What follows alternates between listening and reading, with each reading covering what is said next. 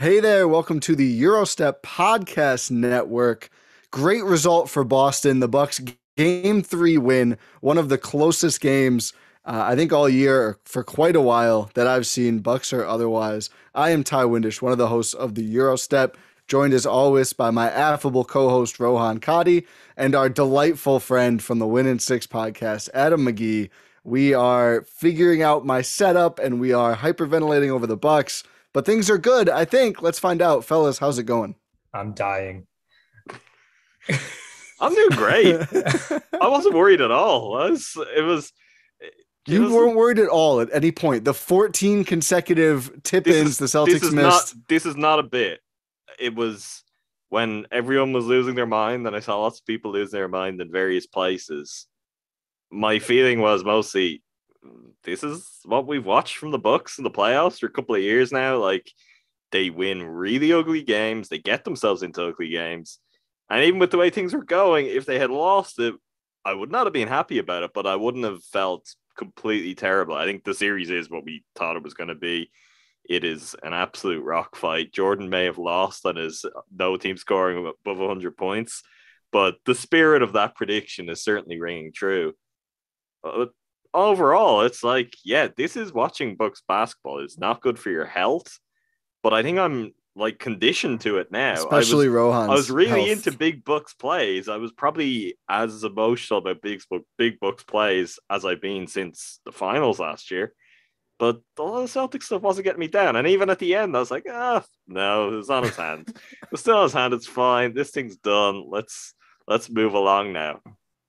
See, I thought I was being a reasonable person this game. I was seeing some crazy reactions on some in the Discord, as we know about GSPN Discord. Yeah. Still worth being there. Sure. Some on Twitter as well. I mean, people, I don't know how the Bucks have a chance. I don't see anything positive for the Bucks in the first half, yada, yada, yada. And I'm so sick of the national coverage of this series. It's so crazy to me. Every game is a must-win for the Bucks. It's great for the Bucks if they're leading after a quarter, according to Hubie Brown. Sorry, for the Celtics if the Bucks are leading after a quarter, according to Hubie Brown, because they devastated the Bucks' plan. The Celtics just happened to score 19 points. That happens. Like everything is either the Celtics won't do that bad again. It's nothing the Bucks did. It's just like, the Celtics just happen to not play well offensively. There's no other entity involved in that. Meanwhile, the Celtics defense, the greatest defense mankind has ever seen, has flummoxed the Bucks entirely. Meanwhile, Giannis dominates them. This game, we were waiting for that. We saw it. Late in the game, which were to exactly that point. I won't name names, maybe people know. Someone I respect generally, so I'm not going to name names to throw shade because I respect them, but it was like, the Celtics defense is it's breaking them down, and this is why they're going to win. I was like, really? Are they going to win? Or do we know that for sure? And it turns out they didn't. It's all that kind of stuff, and it's like, the Bucks can't afford to win the game where it's like the Celtics are in the mud like this. It's like they're in the mud every game. They're playing the Milwaukee Bucks in the playoffs. Like, welcome to the party. This is how it works. Both these teams are going to be in the mud every game. A pig in the slop, as Jordan called it. It's all pigs and slops out there. And I do want to say, I think there's some Bucks fans who then share our upsetness with this. I think we're all upset by this stupid coverage. And then take it too far and be like, Boston's not even good, blah, blah, blah. I've been calling Boston a very good team throughout this series.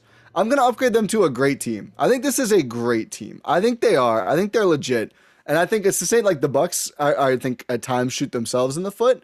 A lot of that comes down to Boston as well. I think this is a great Celtics team, and I think it's going to be a close series. I still like Bucks in 6. Well, if you agree with that, you can't say it's that far off to call them a great team. If they're a great Celtics team, they win the series. I said it from the start. No, they don't. No, they do. The Bucks are without Chris Middleton. If the Celtics are as great as everyone says they were, they'd win the series. And it goes back to, it's my Jayson Tatum take all along. It's still my Jayson Tatum take. He's not proving anything. If you're the guy, you've got to show you're the guy. Through 3 games, he's not the guy.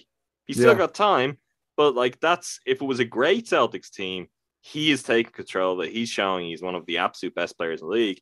And the Bucks are in trouble by way of being down Chris Middleton, if nothing else. Fair point. Great Celtics defense. I'll say that. Their offense, I think, because of Tatum, is pretty flawed. Everyone kept shouting it everywhere. No, I know. But I think it genuinely is. Celtics team. But it genuinely is, though. I do agree. It's just been overblown, and the Bucks defense has been ignored. Like, let's give some flowers to Drew and Wes and everyone. Yeah, it's better. Wes was incredible. Like Nuts. he's actually the player more than anything that I was worried we'd not talk about tonight, more even than Giannis, because Wes is not doing anything really offensively. His defense, he did hit a he three. did hit big one. Three. It's a big it was three. a big one, but he has. We're gonna go back to like DeMar DeRozan's, being in jail thing. Yeah. Jayson Tatum's in jail.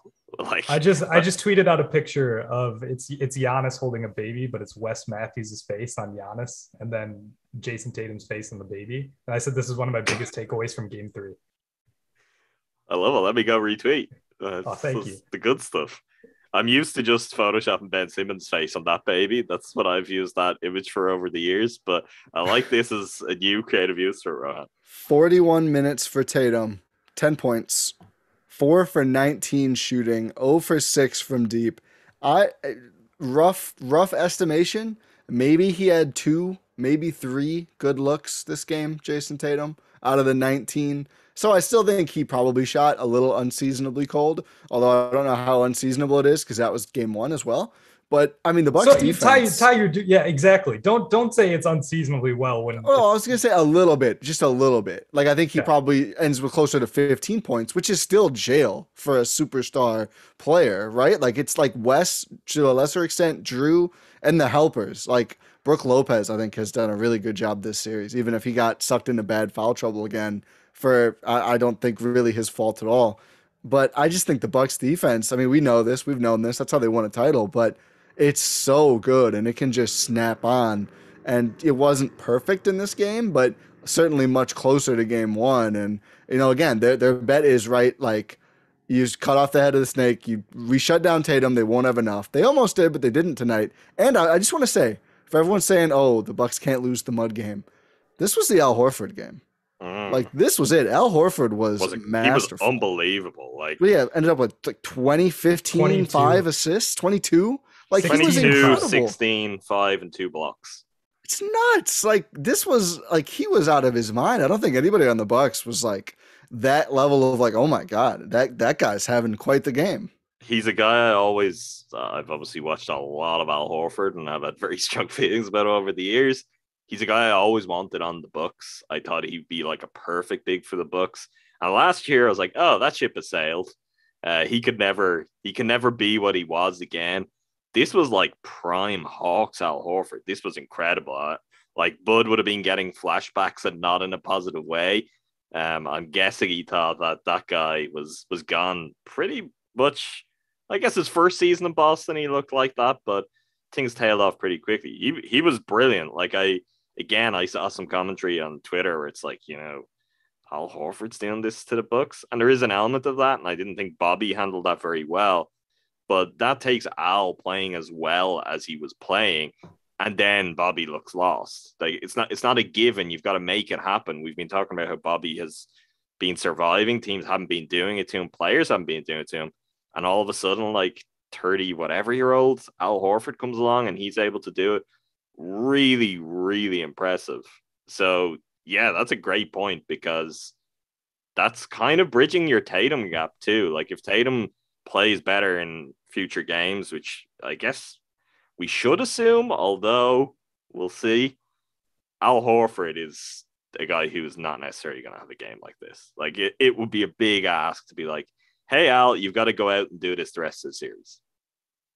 That year off in OKC really helped him. That's true. NBA retirement community, except then you actually come back. I think NBA gap year. NBA gap Germany. Year. To be fair, there are a number of guys there that they go there and they get a bit too good, and George Hill, they have to be Chris sat Paul? down again. Yeah, Chris Paul, yeah, almost Al Kenneth Horford. Williams someday maybe. All the power teams, like they're dealing with players that OKC have like put in some sort of cryogenic chamber and just brought back to their prime condition. It's working well, that little side project. Sam Presti should use that on his actual players. I think what they do, they just like they only want the minds of vets. It's like, you're not going to play any minutes. You're just going to sit in a room and talk to our young guys for 8 hours a day. It's a great way to get future draft picks though. Yeah. When all of a sudden guys who looked finished, you're like, hey, but he's been here for 3 months now. He's back. It turns out you can get a lot of draft picks if you give up on the number one actual goal of NBA teams. If you make getting draft picks the goal, you can do it. It's just unclear what the long-term result of that will be. I do want to bring up the Bucks' defensive strategy in this game. I thought it was great. They did not let anybody shoot corner threes. They gave up one pretty early, and then there were some. Obviously, it wasn't literally zero, but every time they managed to chase Grant Williams off of the corner, I was like, hell yeah, anywhere else. Like, I think at one point he even dunked, and I was watching the game with my girlfriend's grandmother, and she's like, oh no. And I was like, honestly, 2/3. 2/3. Like, you can't let him shoot those corner threes. I know what play you're talking about. Drew Holiday did not leave Jaylen Brown in the corner because he was the guy who was supposed to rotate over in that situation. As it was happening, I was like, Drew, what are you doing? And then I was like, oh, it's just leave. He's not going to leave Jaylen Brown wide open in the corner. So that's a great call out. Yeah, I thought it was clearly an emphasis. They're like, listen, we can't give up these corner threes. Like, that's not going to work. No, don't give up the corner threes. Protect the paint, especially when Brook is out there. And again, focus so much energy on Tatum. What did you guys think of the starting lineup change? I thought it was fine. I think that triple big lineup was bad. It has a positive net rating in second halves this series. Yeah, but overall it had a -20 something net rating. Well, if they started out on a 1100-0 run in game 2, and it's a 2-game sample. I know, but still, it counts. Well, yeah. My thing on it is, I think there is something to the idea. It surprised me. I wasn't expecting a lineup I was change. surprised, yeah. There is something to the change. There's something there in the thinking of it, and I think it will only be further reinforced by Bobby having his toughest defensive game of the playoffs so far. Yeah, but he wasn't alone in players involved in this lineup change having their toughest defensive game of the series so far. This is my point. The change I would have made if we were mixing the lineup up or bringing another guard wing in is I would have started Pat. And I actually think Pat with his play, that may be the move for game 4. Like, he missed a couple of shots that could have killed it, made it a lot less stressful down the stretch. But I find it tough to blame him for that because he was hitting big, big shots, catching high, shooting high. That's quite the trick he's got working for him now. And now that everyone's seeing it on this stage, it really does. I love seeing the reactions to it on Twitter where people feel like they're seeing some kind of voodoo. But it's working really, really well for him. He is just so much more solid defensively. And I mean, kind of physically solid more than anything too than Grayson Allen, that I think with the kind of lineups, the kind of players the Celtics are rolling out there, I'd be inclined to move Pat into the starting lineup going forward. And I think that might have been a way to bring the same ideas that Bud was bringing with the lineup change, but maybe a little bit better today too. I don't know if he'll adjust that after a win, but Grayson and Bobby off the bench will work just fine. But I think Pat is he's more solid all around. And it's a reflection of what we saw last year too, which is it gets the kind of business end of the season. And it's like, oh, bigger role for Pat in the rotation. It just seems inevitable. It's just don't match Pat's minutes with Derek White because all 3 of Pat Constance's fouls were just bumps from Derek White. I did not like that matchup at all. I wouldn't have mind seeing either Hill or Carter, whoever's going to play. It seems like he's going to try both. Bud's going to try both of them. I did not like Pat on Derek. Derek White, I don't think is a threat, but his speed is like the one thing Pat doesn't really enjoy playing against, and I don't think it worked well for him. But overall, Adam, I actually agree with you, and I say actually, not that we never agree. But I mean, there's so many options for the starters. For once on this podcast, I'm agreeing with Adam McGee. There's a lot of options, a lot of ways you could go. I would like to see Pat start game 4. I would not like to see Grayson start again. I know this is something that I kind of blew off in the Bulls series about should Grayson start, and then Bobby started, and like whatever impact that would have on Grayson. And I don't know if it's related at all, but this was his worst game of the playoffs. I mean, like, he was getting abused on defense, not playing the usual solid defense, taking some bad gambles, not in position. And offensively, he didn't really get anything done either. I mean, I think we saw the Bucks get Brook Lopez involved, which we wanted to see, which worked out awesome early in this game. But Grayson just, I don't know. I think, maybe you don't want to adjust it after a win, but I wouldn't be afraid to. I'd rather see Pat with the starters. I mean, 3 for 8 from three is not bad even for not a great shooting game where he missed some good looks. But I did think he was so dependable. And I know I saw people were like screaming for Grayson to take some charges. And Pat comes in and immediately takes that huge charge. And it's a momentum shifting play. It was huge. And yeah, it was honestly really nice to see a game like this from Pat. Not that he'd been bad all playoffs. He's been trending the right way. Like we've talked about a few times. He hasn't had the big game, but more and more it just feels like, oh, Pat is doing the Pat things he did last year that really make a massive difference to the Bucks. Pat things are good things. But you're right. It's trending the right way because once he came back in the late stretches of the regular season and even in the Bulls series, I felt like he wasn't making as big of an impact as he has been. It sort of felt like he had been disappearing a bit, but seeing this game really, really showed that he is a true Wisconsinite because a couple of years back, he would have his biggest games in Boston. That's when he claimed to be from Massachusetts. Oh, I love this angle. Now he's a true Wisconsinite. Saves his biggest game for when he's back home in Milwaukee, baby. Born and raised, Pat is purposefully like limiting his powers in Boston now just to be more of a born and. I love that conspiracy theory, Rohan. Maybe he can hold off on it just a little in case he needs to use his powers in Boston once more in this series. Yeah. Just possibly, or who knows, maybe twice more. But I did think the reaction he had where he was really pumped up after drawing that charge. Oh, yeah. It's like, Pat's not going to be able to go home for a while. But Pat, when he takes a charge, Pat, when he takes a charge is when Thanos gets the last Infinity Stone. What else? What else stood out to you, Rohan, from this game? What's on your mind after watching the? What was it? Ended up being 101-99. Was that the final? 103, 101. Oh, damn. I was going to say maybe Jordan's prediction, a variant will be right. Maybe only one team will hit 100 per game. But nope. Sorry, Jordan. You're out. We've done it again, team. It's Giannis. Yeah, I was going to say, Rohan. Say Giannis here. It's Giannis. This man put up 42, 12, 8, 2 steals, 2 blocks. What else needs to be said? This man's ridiculous. Can I say something, though? Add 15% to his shooting percentage, please. Just don't even count the threes anymore. Well, I think he could be better. Oh, yeah. That's all I have to say. I don't think this was like... I know we've already had this conversation. We had it about one game where he didn't score very well at all. I was like, I thought he had a really good game.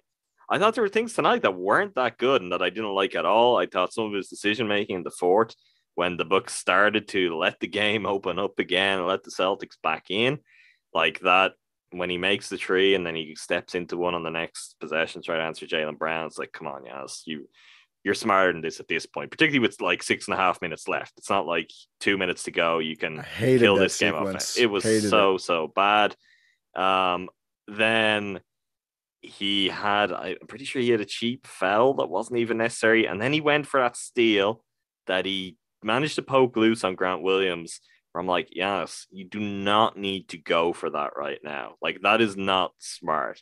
So there are elements of that late in the game where I start to get worried, but he managed to avoid foul trouble. He managed to stay out there, and then he just does Giannis stuff. And some of the plays were incredible.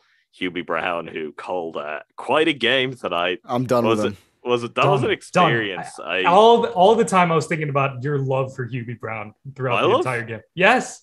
I think he's amusing. No. Not anymore. Nope. Giannis is working on Grant Williams. And Hubie's just reacting like Giannis is like like executing people. I tweeted this during the game. And I just said, like, Giannis, whenever he drives Hubie, they need to get the authorities involved and arrest Giannis immediately for treason. Like, that's the type of reaction we were getting every single time. It's you need to take contact. Like, you just need to fall down. You just need to be in better position. There's clear replays of just Al Horford or whoever it is just hacking at Giannis. It's like, look at that beautiful defense. I'm feeling things looking at this defense right now that I haven't felt in years. Oh God. The best is when they do Hubie. Marcus Smart clips, because he always looks terrible and they always act like he doesn't. It's always just like Marcus Smart doing a trust fall with no one behind him. And I know that everyone is seeing this because I tweet things like that. I literally said he got a DPOY for doing trust falls better than anyone in the league. No one even pushes back. Everyone's seeing the same clips. I think it's kind of out there. There was one instance of that in the fourth quarter where he was trying to draw an offensive foul on Brook. like just as a pass was inbound, and the look of disdain that Brooke gave me, just like, this guy, come on. The one thing I'll say about Hubie Brown is 88 years old. So retire, bitch. Like, yeah, but there's. Jeez. This is also in the broadcaster's power at a certain point, and to Hubie's credit, I think he's been really good up until quite recently. This year is tough. There's some interesting books. It's been like in this. His history it's been like too. This. I will say maybe more on that in 2027 in a documentary series. Going you keep pushing the year back. No, I've been saying 2027 all along. There's no Substack post saying otherwise, Ty. Right? We promised 2027 and we will deliver. No, Hubie, for those who don't know, was an assistant coach to Larry Costello on the Bucks from 1972 to 74. Things did not end necessarily all that great, and Hubie went on to be a head coach elsewhere then. I've never felt before that he was really actively rooting against the Bucks. It certainly feels like it this series. But is it amusing when he just gives a come on now, or 6'11", 280 pounds, and then just launches? I find it endearing. If I'm gonna listen to bad broadcasting, right, and my choice is Mark Jackson saying whatever Mark Jackson might say when like the ball goes dead, or Hubie Brown giving me some come on nows, I'm gonna go with Hubie. With all due respect, I'll take Mark Jackson. Do you want Mama there goes Los Angeles that man? Lakers? No, I'm the Kings actually. Oh, okay. We'll see who will win that race. Bidding war, not in this locker room. Mark Jackson. You think the stinks. Lakers are going to participate in a bidding war? Fair point. fair point. What did you guys think about George Hill? His playoff debut here. Overall, I was like, pretty good. I will say, he chased down Al Horford. Yeah, he did. Kind of wild to just throw him on Tatum in his first game back after all this time. Like at first, I was like, "Oh, was that a switch?" And then it's like, "No, he's just on Tatum." But he did a good job. Like physically, he isn't a million miles off of Wes, and Wes is bothering Tatum. Like the answer for Tatum might not actually be size, where he's going to have a clear advantage in foot speed and footwork. It's a smaller guy with a long wingspan, and George Hill has a really long wingspan.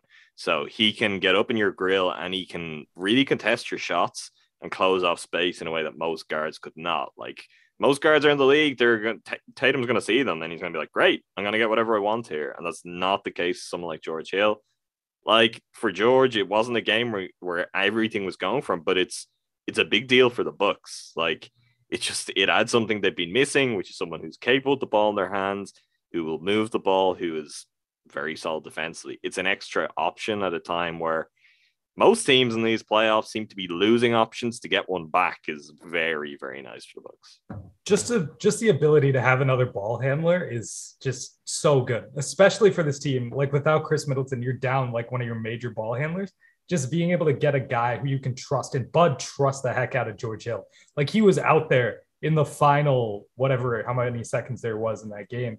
He was out there. He was one of the substitutions because George Hill has the trust of Mike Budenholzer, and having a guy like that, there's so much value in it. Yeah, I thought his size was a bigger help than the ball handling, but the ball handling was nice. Like just seeing, we know George, right? Calm, cool, collected, brings the ball up He's the a floor. weighted blanket. He's a weighted blanket. A beautiful entry pass to Giannis. I was like, oh, this is so pleasant, dude. Like, this is so, it's not crazy, but it's just like, oh, this is so nice. It's not, sling it. Drew threw some wild passes. It's not Drew throwing a 3/4 court pass for no real reason or whatever. No, he threw it to Robert Williams. Yeah, it's true. That did happen. Drew is always completely out of control until the moment when he's completely in control, and it's really hard to just wrap your head around. He times him well, though. He generally does, but things could be a lot easier if he just got a grip earlier in the game. Like he made big shots. The lead that the Bucks nearly blew, the only reason they had it to begin with was in part because of Drew. Yeah. Same goes for a spell, I think, late-ish in the first half. He had a couple of good plays, but the first half was rough. And we're back to, it's like, I don't even know if there's anything new to say, because we could talk about it just like we've talked about previous games in the series, previous games of the playoffs for Drew, in terms of the kind of shots he's taking that we don't want to see, some of the decisions, some of the turnovers, although 3 turnovers is not like catastrophic based on some of his performances in the playoffs. I think he just probably had 3 extremely ugly ones, and then didn't have like the kind of random, somewhat sound. They just happened to be turnover plays too. What I will say is, good things started to happen when late in the game, after things had been really disjointed. I'm not saying the execution was perfect, but better looks were there for the Bucks because it just became, okay, we've got to go Drew and Giannis in the pick and roll. And we've got to work that, and we've got to, in some instances, that's where you're getting shots for Pat, some of the shots that Pat missed. But immediately when they went to that, there was more space, there was more freedom, and everything was more fluid for Giannis and Drew. Being the Bucks, being late in the game, and being this series, I'm not talking about beautiful offense, but the margins are very, very fine. And anything that's even just a tiny bit easier for those guys is a big deal. And that happened late in the game. They both ended up being able to score and just maybe do more of it. Like, to go back to our previous points, and we'll give the Celtics so much credit for what they're doing. But beyond that, Bucks need to move. They need more empty corner, man. There was not enough empty corner. Move off the ball. Like, yeah. I understand even core elements, things that aren't as much of a focus anymore. And we talk with the quadrants, things like that. One of the things I used to like with that idea is, in theory, you should be able to cycle through those spots so that there's always going to be someone there, but you're not just going to be standing there being like, well, I'm in my spot, give me the ball. And then everyone can close in on Giannis because no one else is moving. But we're just not seeing it. We're seeing too many possessions where, corners are full.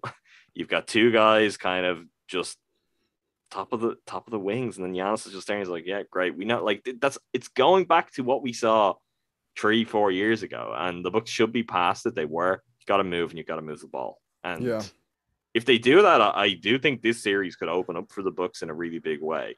Like, that is one thing I believe still was there in game 1. We know game 2 was disastrous, but even this game, I think there is the capability for this series to slide open and really kind of become something the Bucks can control if the Bucks just start doing smarter things offensively. I don't think that's there for the Celtics in the same way.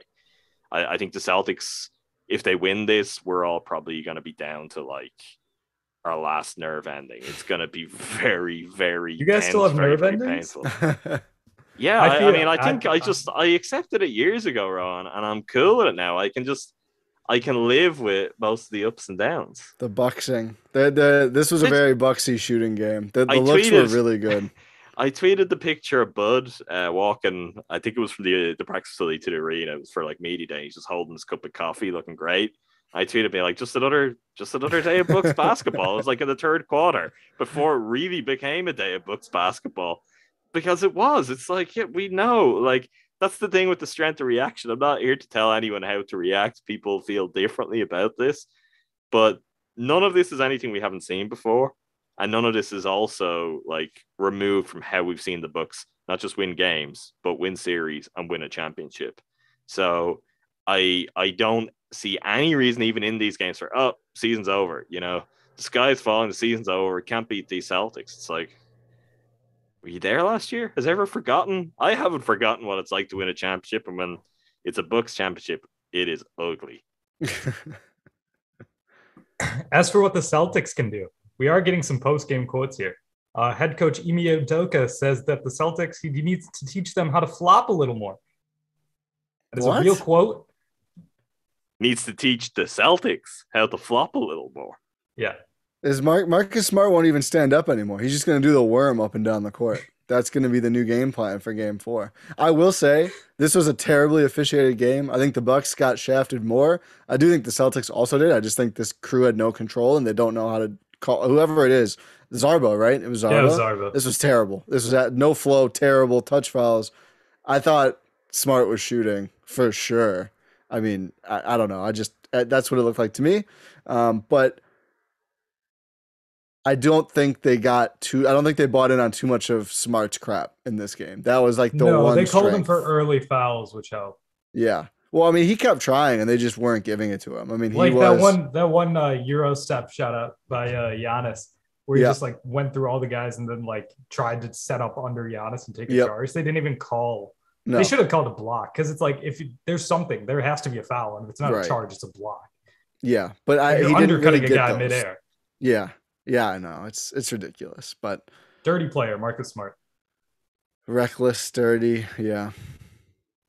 I also want the play that I think Celtics fans are probably going to talk is the one where Wes is like sliding and gets to the ball first, and then it was Grant Williams, wasn't it? Came in and Derek White. Was it Derek White? It was. Yeah, Grant Williams was the one yelling from the sidelines a bunch. Yes, so Derek White gets taken out, and it's like, yeah, it's a foul. Like, it's not great, but Wes gets to the ball first. He's diving for the ball. He gets there first, and then the player arrives behind him. Wes is on the ground, takes him out. I saw some outrage in corners of Twitter that I'm like, okay, this is a dirty play. Well, don't want to look in the mirror. I thought this game had 0 dirty plays. I thought it had 3 reckless plays. Not even the Grant one on Giannis. I did not get the outrage at all. Giannis probably did more than Grant. It was all that was Grant Williams was not in a rush to let him go when he wrapped him up. But I didn't think it was too excessive before Giannis did it. Pulls him down and then it escalates. But but I was glad they just said no. It's a foul. Yeah, it was a foul. I mean, people. Oh, if that's a flagrant, then just pack up the league because he wrapped him up before he got off the ground. That's fine. And I mean, the tone they set, like for all of Hubie Brown's was. Let guys play and let Giannis and Grant Williams play, and that's an instance where they see it. It's like, contact both sides. It's a foul because he wrapped them up, and that's it. And I did think, to their credit, they were at least consistent with that. It's not like there weren't bad calls. There are always bad calls in every game, but I admire at least consistency. If you're gonna set the terms of engagement as, we're gonna allow some contact here, you guys can go at it. It's the same when Giannis was backing down Grant Williams, and that was where Hubie lost his mind. It's like, what's the deal? You've got 2 strong guys. Like, Grant Williams isn't even really moving. Like, Giannis is allowed to, unless he drops his shoulder, like, and is deep down into his chest, into his ribs. You're allowed to do that too. Well, if you drop the shoulder, I think you're generally going to be in trouble. But no, it's only if you like go with an extended motion. You can lower your shoulder into guys. You'll probably get called if you do it. You'll get particularly for Giannis. Yeah. But with the way it was, there's no issue. Like, so it's bizarre, but at least the officials weren't caught up in any of that. Like, they were consistent. We're allowing physicality. Like, I do think the fourth quarter was brutal. The Bucks, and mostly Jaylen, but the Celtics, I think we're drawing very similar contact both ways on drives, and Boston kept getting the shooting foul, and Milwaukee kept not. And I know there was a lot of, this is Timberwolves and the Bucks are blowing this lead. That was a huge part of where the lead went away. I mean, if you watch those sequences, both teams are driving to the rim. I think Drew took some bad shots there too, but the Celtics really got helped out by some pretty light calls. Fourth quarter of a playoff game, like I wish they would just let them play a little bit more often. But the Bucks, as they do, found a way to win anyway. The Celtics doubled the Bucks in free throw attempts, by the way. Oh yeah, doubled. They were on pace to. I'm not shocked they did it. Milwaukee did not get many whistles, and I think what did Boston have more in the second quarter than Milwaukee had in the first half? I think they had 17 free throws in the second quarter. Let me check. It was something pretty ridiculous. They had 15 in the second quarter. 15. The Celtics did. In the first half, the Bucks had 8. Definitely less. Oh, wait, 10. Yeah, I was good. What did the Bucks end with? Less than 20? 17. Like 18? 17, yeah. So in the second quarter, they nearly matched Milwaukee's game on free throws. When one team has Giannis, it's ridiculous. I mean, it's just ridiculous. But Bucks found a way to win. I don't want to dwell on it too much. One last thing. Giannis's shimmy. Giannis's shimmy was great. Giannis's free throws were great. We're not going to go into it. It was great, though. A lot of people don't like this. As maybe Rohan and I code number 1 Javon Carter fans, at least in terms of people who do podcasts or whatever, I don't mind Hill playing over him. I think it's a good matchup for George. I don't think it's a very advantageous defensive matchup for Javon. There's just not great places to put him. In George, it's a big deal. Yeah, it is a big deal. So I do think he's better. He would be better on Derek White, but I just don't think it's worth like deciding your rotation on who defends Derek White. Just make it not Pat, and I think you'll be fine. He did do a great job in this. I don't think it's a total coincidence. White had one of his better games, but I also think it's a little fluky. He's not as good as I thought he was like before the trade or whatever. So I don't mind Hill playing. I think it's probably the right call here. Plus, Javon got his 2 minutes and 18 seconds. Yeah, I mean, I think throw him in there every once in a while to cause some havoc, but I just think the fourth quarter. The way Boston works with the Jays, it's just not ideal for him. I think that's fair. I mean, look, he can find ways to impact games. If he's in there, he's going to give it his all, and you never know when that's going to work out. But I do think in theory, the one thing would be a concern is like, well, how does George look? Because aside from what he has been out with, as we know, he is playing considerably hurt. He looks up to the challenge physically, and this series is all about physicality. Like, I mean, I think we keep going back to that one way or another. Yeah. And that's because it's how these two teams play. It's probably the most physical series that is out there. Like, if the Bucks go all the way, I don't think they're going to get another challenge like this. The Heat is where you're going to go, was it? No, I mean, the most physical series, I think, like, Memphis and the Warriors, they're like DDTing each other. I think that's a more physical series, but it's also... No, but I mean, in terms of a challenge for the Bucks, just in terms of matchup-wise, like, no one has this kind of selection of players and is going to defend Giannis in quite this way. I mean, others will try. Yeah. And then that sets the tone for how it trickles down to the rest of the matchups. Yeah, we'll see on the Heat. They might be close, but... That's just PJ and Jimmy Butler and Kyler. Yeah, not Jimmy. Look, we've got a few things to take care of first before we move to that particular corner. So do the Heat. Yeah, that's true. They have a Joel Embiid-sized problem to deal with now. They do, indeed. Do we have anything else for this game? No Luka minutes. It's always a shame. Well, I'm okay with it this time. Adam hates Luka confirmed. We got Daniel Tyson there for 2 minutes. Yeah, Time Lord looked hurt again. I think this is the second or third time he's come out of a game, and it looks pretty bad. But luckily he's been able to come back every time. But you kind of see why he's unfortunately just not been able to play that much, because it feels like he's always somehow just getting caught up. I think today he caught an elbow from Bobby, but again was able to return. The Tyson minutes were pretty confusing, but I guess they just needed some size. Last thing, Giannis. I'm going to say it again. Okay. I don't feel like we appreciated him enough. That's fair. He was transcendent. I mean, he was good. He's not bad. Do we think? Did he figure out Boston? Yes. I think to an extent. I agree with Adam. There's more advances to be made. To what extent did he not have them figured out in the first place is, I think, also worth talking about. But I think maybe it's a bigger conversation. Like, over a series that's going to evolve.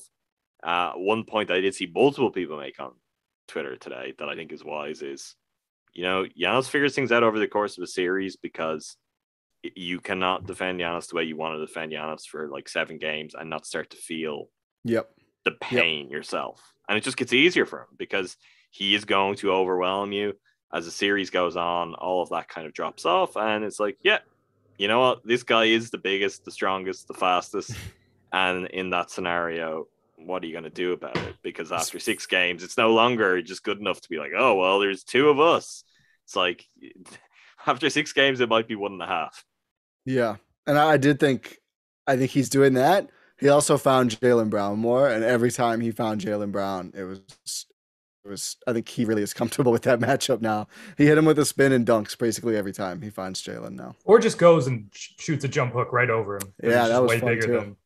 Yeah. Just backs him down and then just goes, elevates right over him. Pop.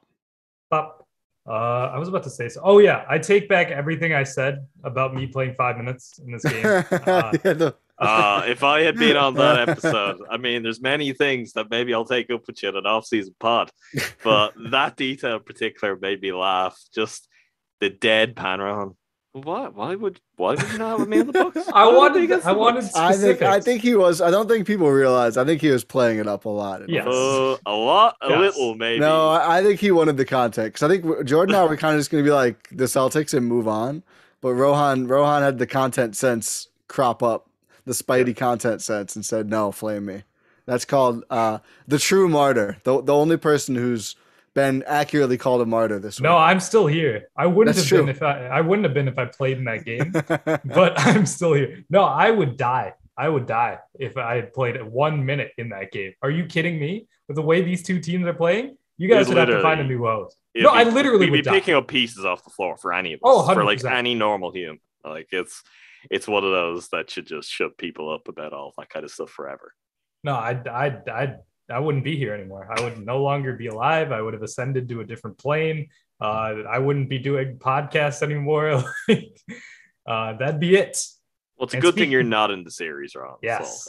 Yes, so I can just talk about it. One last thing. I do think they missed the 3-point shooting foul on Smart. They clearly missed a lane violation on him too. I don't think it was a treat. I did. He hit him on the arm before he started going up. Yeah, I don't think it was. I thought he was starting to pull up already. Nah. Personally. I mean, there's also an element to that. If you're a grifter, well, yeah, I mean, no, totally. Your bluff will be called on the grift sometimes. And that's what it felt like. I mean, in Boston, maybe does he get it? It's possible, but yeah, it's not something that. I think the lane violation was worse. It was bad. Yeah. Also, I mean, that's the reason they have that play. I mean, he took off before the ball hit the rim. Sure. That's it. That's the call. They just don't ever do it except for when they randomly win a power trip. Speaking of which, what do you guys think of the first quarter Bud challenge? Didn't love it. I felt like he wanted to set a tone early, but I didn't think. I thought it was too close. That it was the same as the one that didn't get overturned on Pat. If it's that close, it just feels like they usually aren't going to overturn it. The same. It's just, I don't know. I didn't feel like it was a good challenge. I saw the vision, but I didn't think that in particular was I think you definitely could have found a clearer call to challenge later in that game. Yeah. I thought also Bud started to push a lot of the right buttons in that game. Yeah. Credit to Bud. Yeah. We'll see. Late game, just spamming Giannis pad inverted pick and rolls until they stopped it. I think Nekai Duncan pointed that out too on Twitter. Shout out to him. Yeah. They found whenever they find something that works, they're like, okay, we're going to do this until you find some way to stop it. And then we're going to find another way to attack you. Yeah. No, I agree with that for sure. Good stuff. Adam, anything else? No, I am doing some multitasking right now. If people are wondering on YouTube what's going on, I'm going to do a costume change. I'm going to change into some Brewers gear. And are you going to do that live on stream? No, I don't think so. I was like, that's a weird way to say it. We'll leave that for Rohan. If you're watching on YouTube, I'm about to do a costume change. I'm multitasking. Right now. Whoa. Wait, you won't believe what you're going to see. The thing is, baseball games are long enough that this could be up and it could still be on. So if you fancy catch at the end of a Brewers game, maybe if it's still on, you could go to our Discord and jump in the Cruising for a Bruising group. We're doing a playback for Brewers Braves. So, one win for Milwaukee sports team, and I'm all set to go right into another. There we go. That's called dedication. Check out Cruising for a Bruising, by the way. And thank you all for listening to this episode of the Gyro Step Podcast Network.